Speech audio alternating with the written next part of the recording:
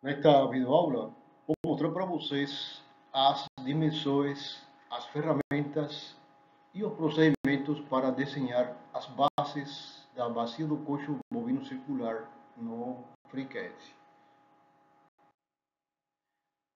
Bom, aqui temos uma imagem do isométrico do coxo completo com as 5 partes.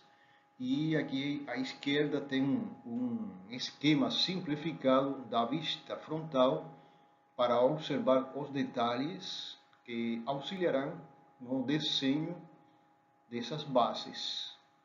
Então, observem que temos, por exemplo, essa base estará formada por um arco. Aqui vamos a descrever os principais elementos geométricos básicos e as suas dimensões e também as ferramentas principais. Bom, observem que temos um arco com diâmetro de 600 milímetros.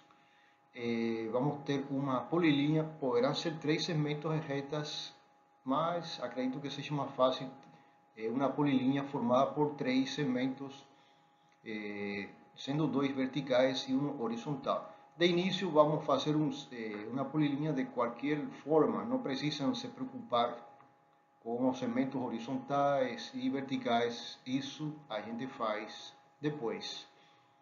E observem que aqui temos duas ferramentas muito importantes, muito poderosas, que facilitam muito a elaboração de desenhos, como são a ferramenta de aparar aresta e prolongar aresta. Dependendo da versão, podem aparecer aí como extender e como recortar aresta. Então, entre parênteses, estão as possíveis opções que vão aparecer no menu. Isso vai depender da configuração de vocês e da versão utilizada. Bom, aqui tem as dimensões. Observem que a altura das bordas do côncavo de 580 milímetros, já isso sabíamos. A largura de 400 e eles estão afastados em 100 milímetros do eixo vertical, é o eixo Z. Simplesmente 100 mais 100 à direita seriam 200, mais 400 daria 600, que seria a largura completa desse coxo. Bom, aqui embaixo da figura isométrica, da imagem de isométrico, temos outras informações muito importantes. Primeiro, o que acabo de falar sobre a altura, a espessura. Essa espessura não dá para enxergar aqui na vista frontal, ou seja, no plano XZ. Isso veremos depois na projeção lateral. E no mais interessante, para utilizar a ferramenta de posição, vamos deslocar essas bases. A traseira, que é a que está mais no fundo, vamos a deslocá-la 150 milímetros, ou seja, a traseira para frente. E a segunda, que seria por meio da ferramenta de clone, vamos a deslocá-la em 850 milímetros. Então, vamos de imediato, lembrando ainda que o comprimento total do coxo é de 1200 milímetros. Já isso foi dito nas aulas anteriores. Então, de imediato, vamos lá. Bem, vamos. Como poderão observar, essa aula dá continuidade às duas anteriores, da bacia e das duas tampas. Por isso, aqui à esquerda no menu do modelo, cujo arquivo principal chama-se coxo bovino circular. Aparecem aí 3 corpos: bacia, tampa traseira e tampa frontal. Bem, vamos então a continuar com a primeira base, lembrando ainda que vamos utilizar para outra base a ferramenta de clone para simplificar o trabalho. Então, vamos de imediato. Bom, primeiro, aqui está, como tinha dito, os 3 corpos anteriores. Reparem que estou aqui mostrando. Eu vou ocultar ele, apenas marcamos e digitamos na barra de espaço para ter maior clareza no desenho. E agora vamos a inserir um novo corpo. Pronto. Aí temos um novo corpo que será a nossa base. Seguimos o ritual, vamos no tarefas, criar um esboço. Na sequência selecionamos o plano XZ. Observe que está muito pequenininho. Vamos a centralizar. Observem no canto inferior direito a unidade, micrômetros, e deve ser milímetros, por isso que aparecia tão pequenininho. Então, vamos a desenhar o arco. Primeira opção, que era mais fácil, um arco pelo centro, vamos 2 cliques. Logo em seguida, botão direito para liberar a ferramenta. Observem 5 graus de liberdade. Obviamente, precisamos de tudo, a posição do arco, bem como o seu diâmetro. E estamos nesse plano. Bem, vamos definir o diâmetro. Com esse símbolo de dimensão, vamos a restringir o diâmetro, lembrando que é 600 milímetros. Observem aqui os micrômetros aparecendo. Temos que corrigir isso aí, ou seja, digitamos um M e apagamos esse símbolo grego. Pronto. Como desapareceu, só centralizar novamente, enquadrar. E agora vamos deslocar de forma, devagar, para que ele não se distorcione. Vamos pouco a pouco, puxando e deixando-lo no primeiro quadrante, como tínhamos dito nas aulas passadas, onde estávamos trabalhando. Então, vamos puxando pouco a pouco, sem muita pressa. Bem, ao definir o diâmetro, já temos apenas 4 graus de liberdade que correspondem à posição dos extremos. Então, vamos para lá. Vamos a definir, então, a posição do centro. Vamos a definir uma posição horizontal, nesse caso. Marcar o centro do arco e a origem. Na restrição da distância horizontal, vamos a situar ele na metade, como são 300, a metade, que seria o centro, são 300 milímetros. Bom, observem que temos apenas 3 graus de liberdade. Já temos o diâmetro definido, a posição do centro. E agora vamos, então, a definir a distância vertical desse centro. Vamos a colocá-lo em 580, que é a altura das bordas. Então, já temos definido. E agora simplesmente vamos a continuar. Vamos a definir, vamos aplicar aqui uma restrição. Vamos a colocar em 0, para que encoste aqui no eixo.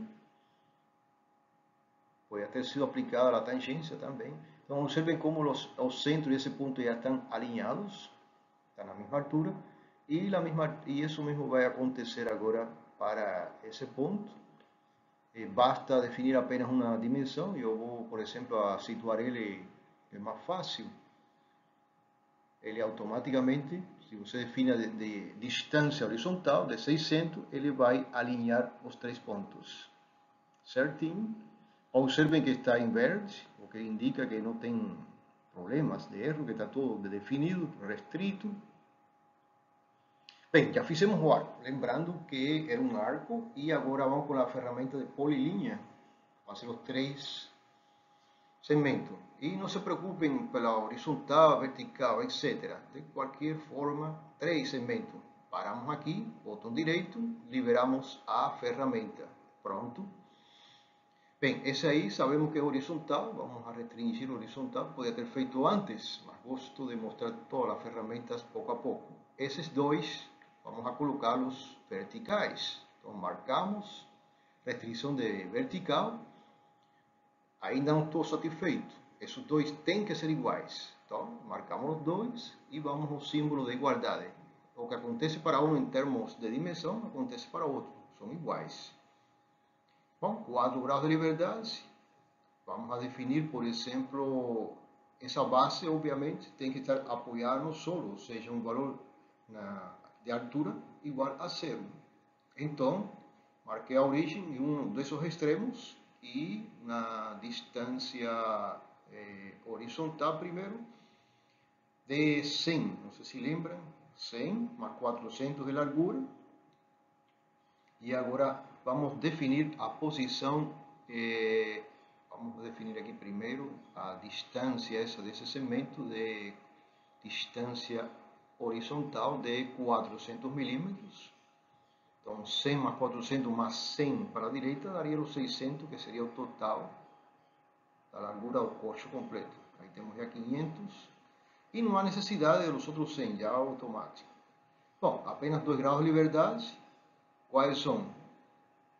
Vamos a definir aqui a distância vertical desse extremo, dessa base, seria 0, porque ela está no chão. Bem, apenas 1 grau de liberdade. Vejam que simples, já está totalmente posicionado. Agora eu vou marcar. Repare que aí não mexe mais, precisamos definir a altura dessas linhas, só que vamos utilizar a ferramenta de estender ou prolongar aresta. Então, o que vamos fazer agora? Marcamos apenas uma delas, porque já definimos que são iguais, e vamos marcar uma delas, vou marcar essa, por exemplo. Vamos à ferramenta de prolongar aresta. Então, qualquer uma que vocês marquem, e vamos aqui em prolongar. Vamos procurar a opção de prolongar aresta ou estender, depende da versão que você tenha. Então, apenas uma que marque, ela arrastaria a outra. Então, pronto, totalmente restrito, libero a ferramenta. Só que me está sobrando um pedaço de arco em cada parte, esquerda e direita. Ou seja, esse pedaço de arco, esse seria. Então, agora será a ferramenta de recortar aresta.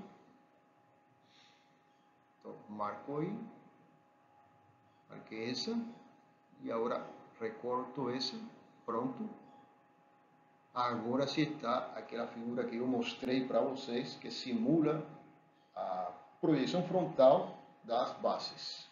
Agora só falta a profundidade, aí podemos já fechar, está totalmente restrito. Eu vou fechar. E agora nas tarefas vamos a preencher, lembrando que a espessura era de 20 centímetros, então, desculpem, de 200 milímetros. Então digitamos aí a profundidade de 200 e reparem que ela já aumentou a espessura. Bom, já temos a primeira base. Se lo preferem, podemos agora reaparecer aí os outros corpos, a base, é só clicar e barra espaço. De igual forma, com as duas tampas, só clicar e barra espaço, aparece e desaparece. E agora eu marco essa base nova que temos aqui. Vamos dar vamos a percorrer as diversas vistas para que vocês observem como ficou essa posição. Deve ser deslocada para a esquerda. Então, bom, já temos selecionado essa base e agora eu vou clonar essa base para não passar mais trabalho. E aí vou fazer uma igualzinha que ela, com as mesmas dimensões e tudo demais. Bem, então, obviamente, por ser clones, estão superpostas. Eu chamei aí de base traseira, que seria a original, que vai ficar atrás. Observem que o deslocamento será em sentido inverso ao eixo Y. Bem, aí estão as duas, já estão nomeadas, base frontal, base traseira. E agora vamos em editar, posição. A base traseira vamos a deslocá-la, como eu tinha dito, em menos 150 milímetros. Vamos trazê-la para a frente, observem o sentido do eixo Y. Então, a primeira seria menos 150, observem como ela vai se deslocando aos poucos, 150, ok? Aplicar, ok, pronto, aí deslocamos a base lateral, observem aí como ficou. Obviamente de um pedacinho superposto, de 50 milímetros. Bem, vamos deslocar agora a base frontal, ela está ali na origem. marcamos essa base frontal, menu editar, posicionamento ou posição, depende da versão, e essa seria de menos 850. Ok? E observem como ficou certinho aí todo distribuído. Olhando desde cima, aí está a curvatura vazia, isométrico, que enxergamos todas as vistas. E observem, aqui tem uma opção, se vocês querem percorrer o corpo em diversos ângulos, é só vir aqui em Gesture ou Open Inventor. Qualquer uma libera para você rotacionar esse corpo e observar todos os detalhes em todas as direções. Observem como o cubo acompanha todo esse movimento e o sistema de eixos coordenados também. Bem, quando cansou e viu os detalhes, retorna ao CAD e a uma das vistas, de preferência isométrica. E bom, isso seria tudo o que vocês devem fazer. Com isto, terminamos o ciclo de videoaulas. Muito obrigado e até a próxima videoaula.